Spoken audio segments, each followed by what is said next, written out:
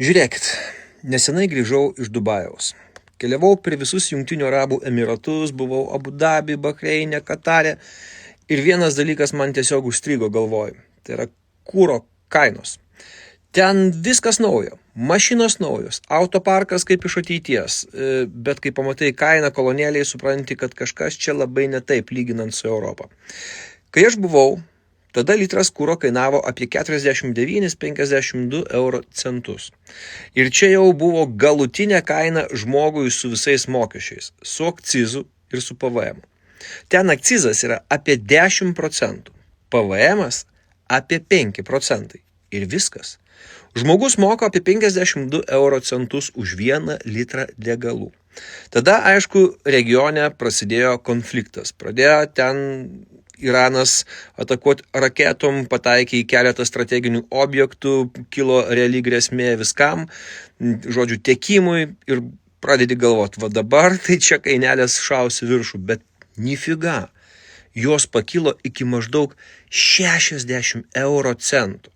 Tai yra 8 centais konflikto zonoje. 8 centai. Dabar pažiūrėkim į save, į Europą, į Lietuvą. Dizelis jau artėja prie 2,5 euro.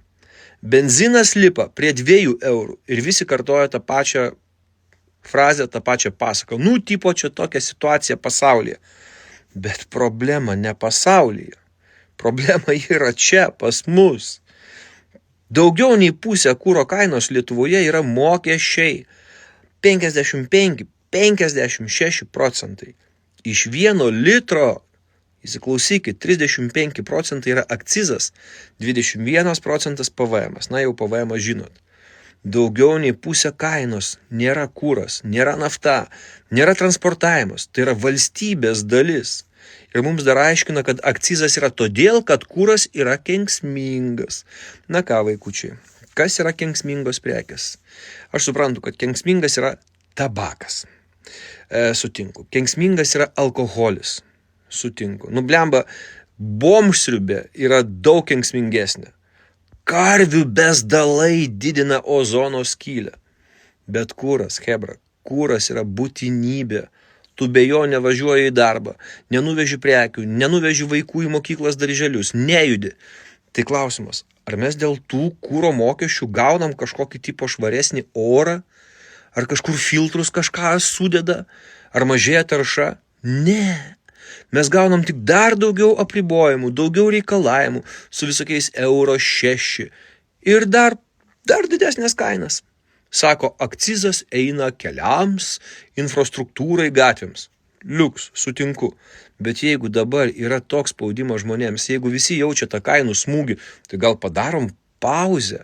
Gal nereikia dabar asfaltuoti kiekvieno žvyrkelio, gal nereikia remontuoti kiekvienos skylės gatvėje, kuri gali, kažkiek palaukti. Juk kažkaip apvažiuosim tą skylę, ar ne? Gal vietoj to sumažinkim kainą žmonėms. Nuimkim dalį akcizo, sumažinkim tą PVM ir pradėkim reguliuoti vieną kartą nuo savęs, o ne nuo žmonių kišenės. Nes dabar atrodo, kad reguliuojama viskas, tik ne valstybės apetitas. Paprastai tariant, jeigu šiandien kuras kainuoja 2 eurus ir daugiau nei pusė yra mokesčiai, tai be tų mokesčių kuro kaina būtų apie 90 euro centų. Įsiklausykit, 90 centų. Tai yra praktiškai tas pats, ką moka žmonės Dubajuje. Truputėlį gal daugiau. Na ir dar vienas toks įdomus faktas. Tai yra naftos kaina. Buvo laikai, kad už barelį buvo mokama $140–150. Ir tada kažkaip kuras sugebėjo kainuoti iki 1 euro. Dabar barelis kol kas dar nesiekia $100, nebent kažkas dabar pasikeitė.